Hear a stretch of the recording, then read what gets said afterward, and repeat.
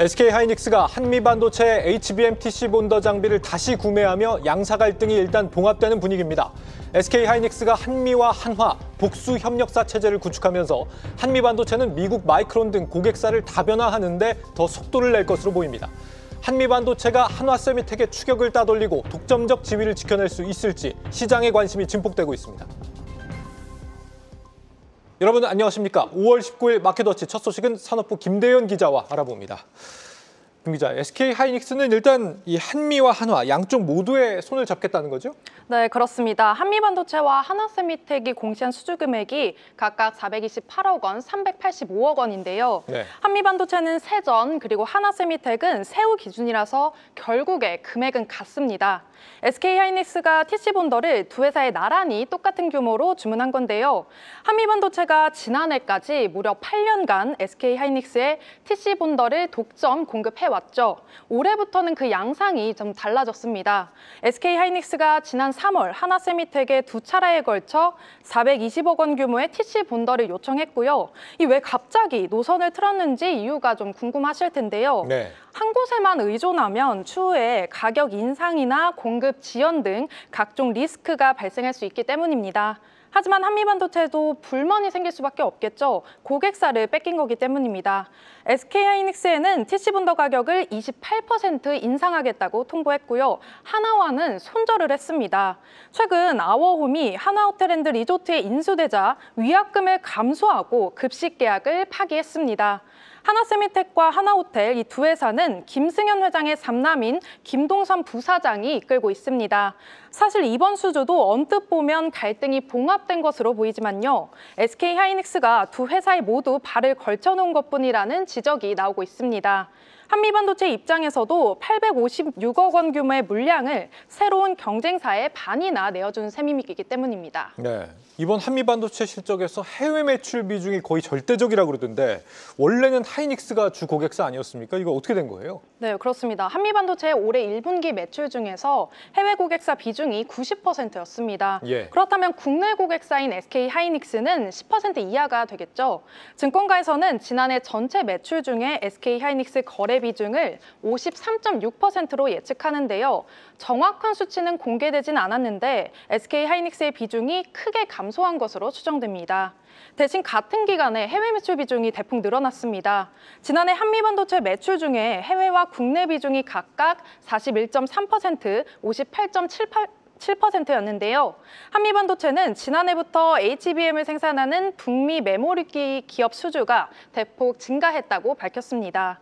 업계에서는 해외 매출의 대부분이 마이크론 향일 가능성이 크다고 보는데요. SK하이닉스의 비중이 10%가 채 안 되는데 마이크론이 90%에 육박한다 이런 뜻입니다. SK하이닉스와 마찬가지로 한미반도체도 고객사를 다변화하는 중인 거죠. 반면에 한화세미텍은 TC본더에서 고객사가 아직 SK하이닉스뿐인데요. 올해까지는 SK하이닉스의 물량에 집중하면서 당분간 TC본더 해외 매출이 발생하지 않을 것으로 보입니다. 네, 하이닉스 비중이 줄어든 만큼 해외 고객사 비중을 좀 늘려가는 쪽으로 속도를 내고 있다 이런 의미인데 앞으로 점차 하이닉스와 결별을 하고 마이크론 손을 잡는 쪽으로 흘러갈 수도 있겠습니다. 네, 한미반도체는 고객사가 발주하면 그때 물량을 공급하는 이른바 을인데요. 예. 다만 슈퍼 을입니다. 전 세계 TC본더 1위일 정도로 영향력이 막강하거든요. HBM3 12단 생산용 TC본더 시장에서 점유율이 90% 이상입니다. 내년 매출도 2조 원을 달성하겠다고 했는데 누구와 거래할지에 대해선 물음표가 생깁니다. 한미반도체와 SK하이닉스 그리고 엔비디아로 이어지는 HBM 동맹이 삐걱거리고 있습니다. 그렇지만 당분간 두 회사가 헤어질 수 있는 상황은 아닌데요. 한미반도체가 SK하이닉스에 손을 놓으면 큰 고객사는 마이크론 정도만 남고요. SK하이닉스도 TC본더뿐만 아니라 후공정 대부분의 한미반도체 장비를 쓰고 있기 때문입니다. 하지만 한미반도체가 마이크론 거래를 점차 늘리면서 방향을 조금씩 틀 가능성도 제기되고 있습니다. 글로벌 HBM 시장 판도에도 영향을 미칠 수밖에 없는데요.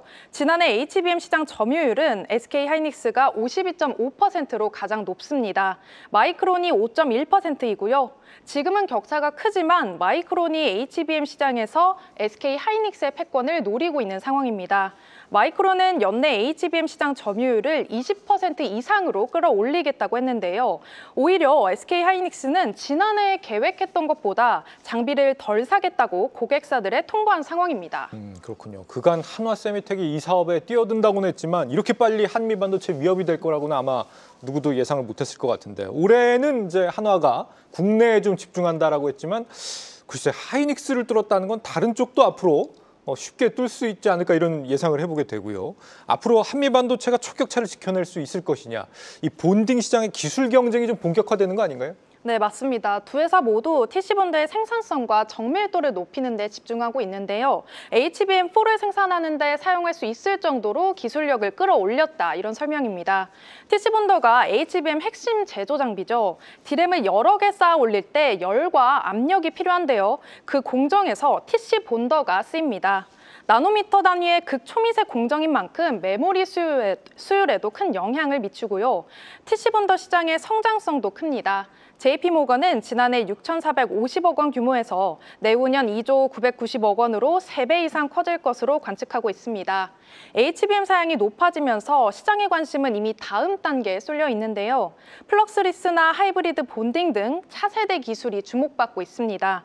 플럭스리스는 디램을 쌓아 올릴 때 불필요한 화학물질 사용을 줄이는 것을 뜻하고요. 현재는 HBM을 만들 때 디램을 쌓으면서 사이사이에 범프를 넣어서 연결하는데요. 이 범프 없이 디램을 직접 붙이는 방식이 바로 하이브리드 본딩입니다. 한미반도체는 올해 하반기에 플럭스리스 장비를 출시할 예정입니다. 그리고 하이브리드 본딩은 내년을 목표로 개발 중이고요. 하나세미텍도 구체적인 시점을 언급하진 않았지만 신기술 개발을 위해 이달초 첨단 패키징 장비 개발센터도 만들었습니다. 당장 엔비디아가 올해 하반기에 차세대 제품 블랙엘 울트라를 선보이죠. 거기에 HBM4가 들어가는 만큼 한미반도체와 하나세미텍의 납품 경쟁이 한층 치열해질 전망입니다. 네, 어쨌거나 당분간은 한미반도체와 한화세미텍의 불편한 동거가 계속될 수밖에 없겠네요. 산업부 김대현 기자였습니다.